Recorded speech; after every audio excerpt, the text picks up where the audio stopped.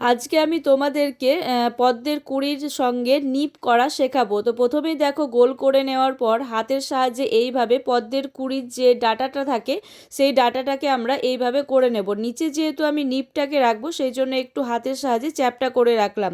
কুঁড়ির দুই দিকে দুটো পাপড়ির জন্য আমি টুলসের সাহায্যে একটু ডিপ করে দাগটাকে দিয়ে নিলাম। তারপরে পাপড়ির ওপরের দাগগুলো আমি টুলসের সাহায্যে দিয়ে নিলাম। গোড়াটাকে আমি ঠিকভাবে একটু ডিপ করে নিলাম যাতে দেখতে ভালো লাগে। তারপর পাপড়ির দুটোকে একটু বাইরের দিকে বের করে রাখলাম যাতে পাপড়ি দুটো মনে হয় যে ফুটে রয়েছে।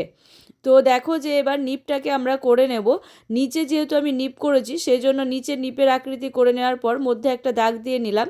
যেহেতু এখনও এটা শুকিয়ে যায়নি সেই জন্য আমি ভাবলাম যে ডাটাটাকে একটু চেঞ্জ করে নিই, তো সেই জন্য আমি এইভাবে একটু বেঁকিয়ে দিলাম।